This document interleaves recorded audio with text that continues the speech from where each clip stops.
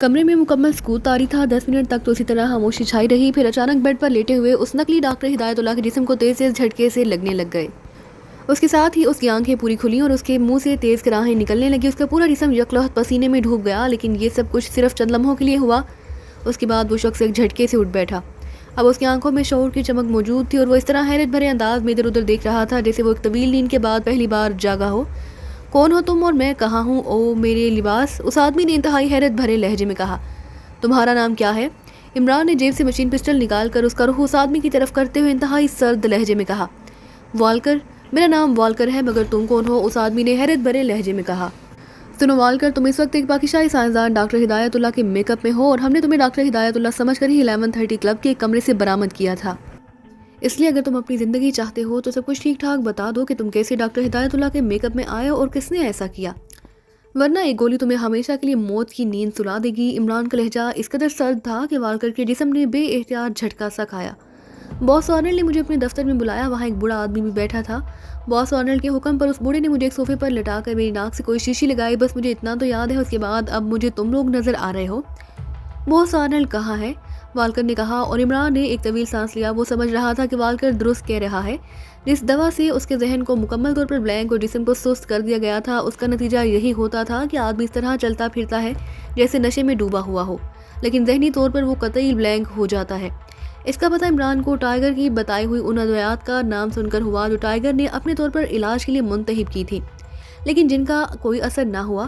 हालांकि वो अद्वियात ऐसी थी कि उनका रद्द-ए-अमल दुरुस्त निकलता, लेकिन उनका रद्द-ए-अमल ना होने की वजह से ही इमरान का जहन इस दवा तक पहुंचा था जिसे उर्फ़े आम में एक्सोन कहते हैं।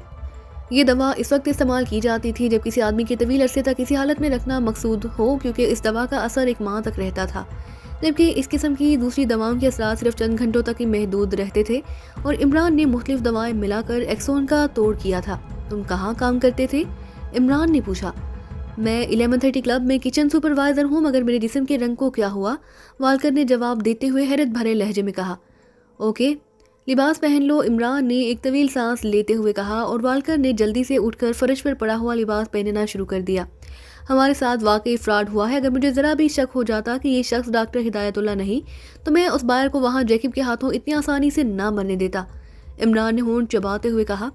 मादाम बायर हलाक हो गई हैं? लिबास पहनते हुए वालकर ने हैरत भरे लहजे में कहा, लेकिन उसकी बात का किसी ने जवाब न दिया। टाइगर इसके हाथों में हथकड़ी डालकर उसे ले आओ, इमरान ने टाइगर से कहा और तेज़ी से बैरूनी दरवाजे की तरफ मुड़ गया। उसके जहन में इस वक्त वाकई भोंचाल सा आया हुआ था। एक लिहाज से हाक तंजीम का वाकई मुकम्मल तौर पर हाकमा हो चुका था। इसके सारे अड्डे तबाह कर दिए गए, लेकिन उन्हें कहीं भी डॉक्टर हिदायतुल्लाह के बारे में मामूली सी इत्तला भी ना मिली थी।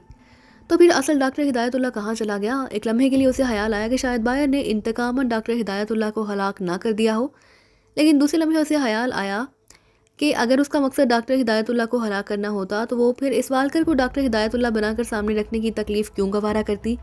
और डॉक्टर हिदायतुल्लाह की ये तब्दीली भी इस वक्त अमल में आई होगी जब उनकी कार पर बेहोश कर देने वाला मिसाइल मारा गया था और वो 0 सेक्शन के हेडक्वार्टर में कैद कर दिए गए थे, जहाँ से फ़रार होते वक्त जूलियट उन्हें अपने अड्डे पर ले आई थी। इमरान अब उस पहले वाले कमरे में बेचैनी से टहलता हुआ डॉक्टर हिदायतुल्लाह के बारे में ही सोच रहा था कि कमरे का दरवाज़ा खुला और अंकल अनफासो और जूलियट एक बूढ़े आदमी के साथ अंदर दाखिल हुए। ये जरगर है इमरान बेटे, मैंने उससे तफसील से बात कर ली है। उस आदमी पर वाकई मेकअप उसने ही किया है, बाकी तफसील तुम खुद पूछ लो, अंकल अनफासो ने कहा। आपने कहाँ मेकअप किया था? इमरान ने जरगर से मुखातिब होकर कहा। चेहरे, गर्दन, बाजुओं और पंडलियों पर, जरगर ने जवाब देते हुए कहा। मेरा मतलब है कि किस मुकाम पर किया था? 1130 क्लब में या फिर किसी और जगह? इमरान ने होंठ चबाते हुए कहा। नहीं, मैंने अपने मकान पर किया था। आर्नल्ड मुझे दुकान से उठाकर ले गया। उसने मुझे बताया कि एक आदमी का मेकअप ऐसा करना है कि बड़े से बड़ा माहिर भी उसे ना पहचान सके। जब मैं उसके साथ अपने घर पहुंचा तो वहाँ 2 आदमी साथ साथ फर्श पर लेटे हुए थे। उन दोनों की कदोकामत, जिस्मों की बनावट, बालों का अंदाज और हदोहाल तकरीबन मिलते जुलते थे, लेकिन उनमें से एक एशियाई था जबकि दूसरा मुकामी और दोनों ही बेहोश थे। आर्नल्ड ने मुझे कहा इस मुकामी को एशियाई बनाना है, चनाचे मैंने अपने फ़न का इजहार किया और 3 घंटों की मेहनत के बाद मैंने उस मुकामी को मुकम्मल तौर पर एशियाई बना दिया। जरगर ने तफसील से जवाब देते हुए कहा। क्या उस एशियाई पर भी आपने मेकअप किया था? इमरान ने होंठ चबाते हुए पूछा। नहीं, आर्नल्ड ने सिर्फ उस मुकामी पर ही मेकअप करने के लिए कहा, वो मैंने कर दिया क्योंकि आर्नल्ड बहुत बड़ा बदमाश था। अगर मैं इनकार करता तो मुझ बुरे आदमी की एक एक हड्डी अलहदा कर देता।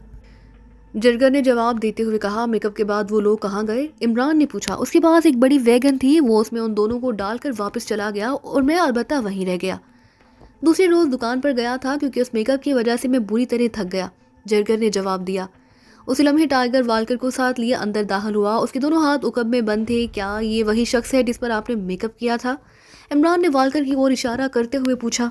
हाँ, यही शख्स था, जरगर ने फौरन जवाब दिया। आपने कैसे पहचान लिया?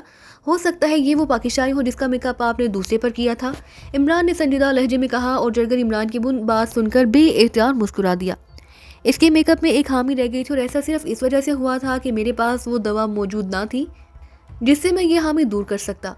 अगर मैं आर्नल्ड को इस हामी के मुताबिक बता देता तो वो यकीनन नाराज़ हो जाता, और कोई बदमाश नाराज़ हो जाए तो इसका कुछ पता नहीं होता कि वो क्या कर डाले। लेकिन ये हामी ऐसी है कि उसे सिर्फ मेरी नज़रें ही पहचान सकती हैं, और इसी हामी की वजह से मैं उसे देखते ही पहचान गया था, जरगर ने जवाब दिया। वो क्या हामी है? मुझे तो कोई हामी नज़र नहीं आ रही, इमरान ने हैरत भरे लहजे में कहा। तुम्हें कैसे नज़र आ सकती है? इसका मेकअप जरगर ने किया है, मिस्टर अली इमरान, जिसे किसी ज़माने में मेकअप जादूगर कहा जाता था, और नाजी जैसे उखड़ ऑफिसर भी मेरे सामने ऐसे झुकते थे जैसे मैं उनसे भी बड़ा अफसर हूँ। सुनो, मैं बताता हूँ, इसके दोनों कानों की लोगों को गौर से देखो, उनका रंग बाकी कान की निस्बत कदरे ज़्यादा गहरा है, और तुम शायद मेकअप के फ़न के बारे में जानते भी होगे। फिर भी मैं ये बता दूं कि कान की लो जिस्म का एक ऐसा हिस्सा होता है जिस पर आसानी से कोई रंग नहीं चढ़ता, इसलिए यहाँ डबल कोट करना पड़ता है, और डबल कोट करने से लामहला रंग गहरा हो जाएगा, और उसे बराबर करने के लिए एवियोन की ज़रूरत पड़ती है। एवियोन इस वक्त मेरे पास मौजूद ना थी। बहरहाल ये कोई ऐसी हामी नहीं जिसे हर आदमी जान सके, इसलिए मैं खामोश रहा। अब भी मैंने इसके कानों के लोगों को देखकर पहचाना कि ये वही आदमी है जिस पर मैंने अपने फ़न का मुजाहिरा किया था, जरगर ने इमरान को समझाते हुए कहा, और इमरान की आंखों में वाकई तहसीन के आसार उभर आए। इसका मतलब है कि आपने उस पर कदीम दौर का जसकारा मेकअप किया है? इमरान ने कहा तो जरगर बेइख्तियार उछल पड़ा। तुम जसकारा मेकअप को कैसे जानते हो? ये तो खालिस्तान मेरी अपनी इजाद है, जरगर ने इंतहाई हैरत भरे लहजे में कहा। मिस्टर जरगर, गो आपके फ़न ने हमें एक बहुत बड़ा धचका पहुंचाया, लेकिन बहरहाल मुझे आपसे मिलकर बेहद मुसर्रत हुई है। जसकारा मेकअप के बारे में एक किताब मैंने पढ़ी थी कि नाजी भी मेकअप इस्तेमाल करते थे। ये इस कदर कामयाब रहा कि इत्तेहादी बावजूद सरतोड़ कोशिशों के उसे पहचान ना सके थे, लेकिन इस किताब में तो उसके मौजूद का नाम डॉक्टर हाशिमीन दर्ज था। उसमें जसकारा का नुस्खा भी दर्ज था। उसमें यह भी दर्ज था कि रीटचिंग के लिए एवोन इस्तेमाल की जाती है, इसलिए जब आपने एवोन का नाम लिया तो मुझे जसकारा याद आ गया। इमरान ने तफसील बताते हुए कहा, हाँ, मेरा नाम ही डॉक्टर हाशमीन है। इत्तेहादियों से छुपने के लिए मैंने अपना नाम भी तब्दील कर लिया और अपना हुलिया भी।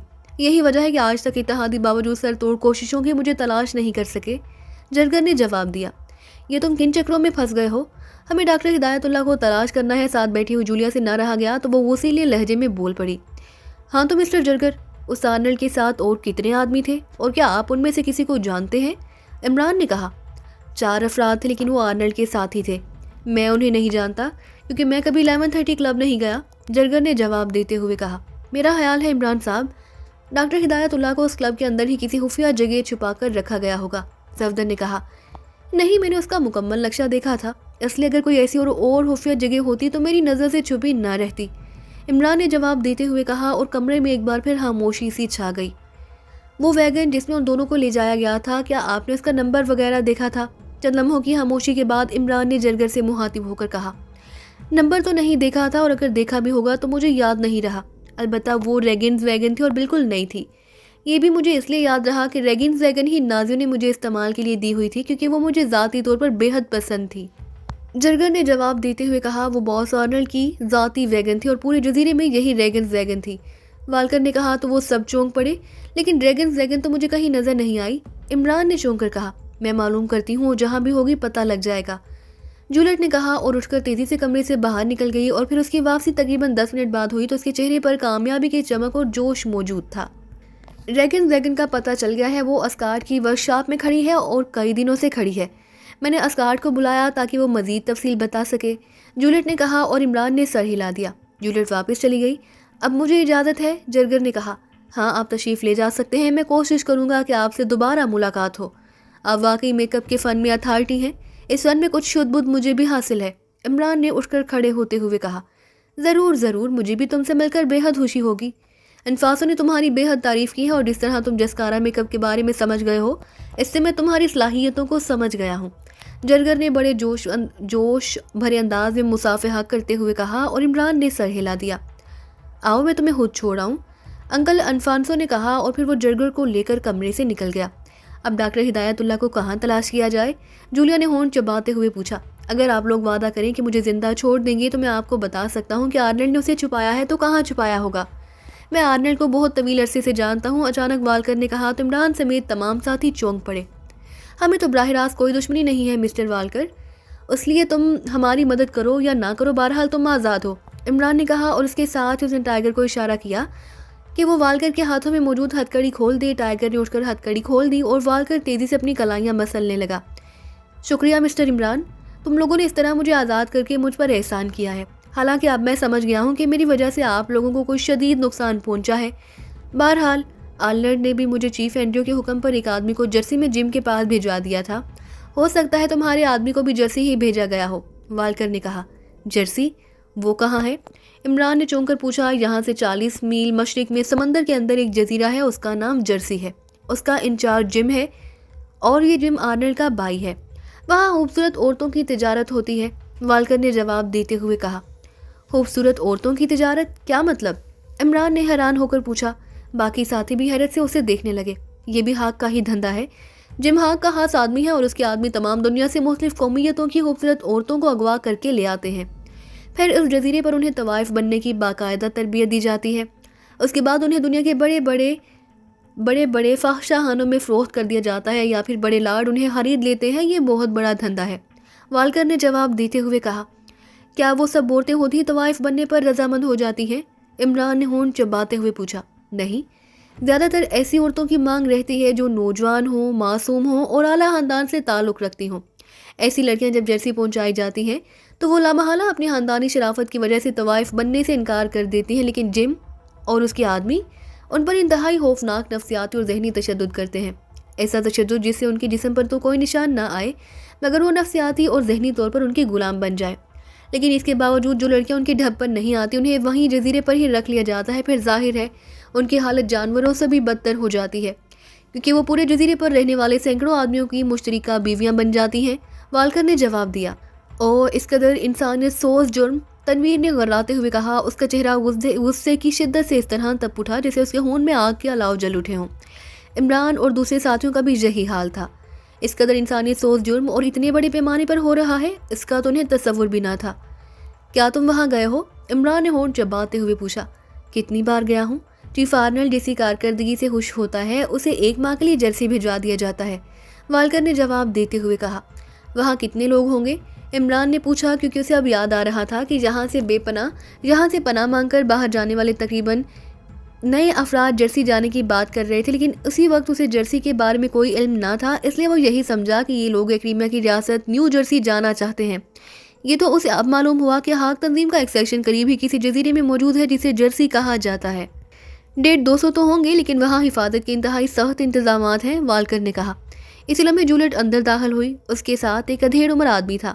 یہ اسکاٹ ہے، اس ورک شاپ کا مالک جہاں آرنلڈ کی ریگنز ویگن موجود ہے، جولیٹ نے ساتھ آنے والے کی طرف اشارہ کرتے ہوئے کہا، اور اسکاٹ نے بڑے مودبانہ انداز میں عمران کو سلام کیا۔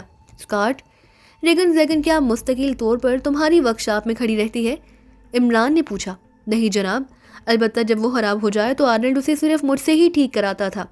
1 ہفتہ پہلے وہ سروس کے لیے میری ورک شاپ پہنچائی گئی کیونکہ وہ بے حد گندی ہو رہی تھی۔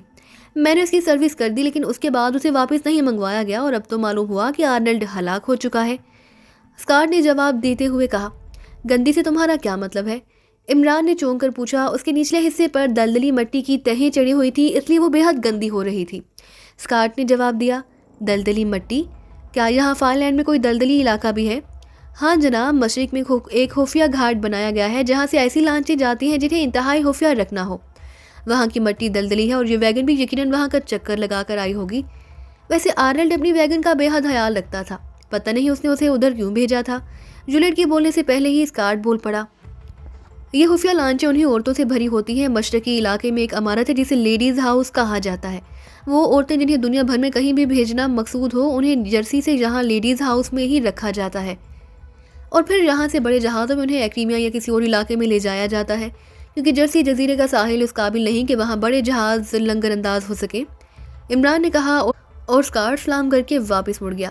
جولیٹ اٹھ کر اس کے ساتھ چل پڑی۔ اب یہ بات طے ہو گئی کہ اس ویگن میں ڈاکٹر ہدایت اللہ کو پہلے مشرقی گھاٹ پہنچایا گیا، پھر وہاں سے اسے جرسی بھیجوایا گیا۔ یہی وجہ ہے کہ یہاں کہیں بھی ڈاکٹر ہدایت اللہ سامنے نہیں آ سکے، اور ہمیں دھوکہ دینے کے لیے انہوں نے والکر کو ڈاکٹر ہدایت اللہ بنا کر سامنے کر دیا، تاکہ اگر ہم کامیاب بھی ہو جائیں تو نقلی آدمی کو لے کر چلے جائیں۔ اب ہمیں فوری طور پر اسی جرسی پر حملہ کرنا ہوگا۔ عمران نے اٹھ کر کھڑے ہوتے ہوئے کہا۔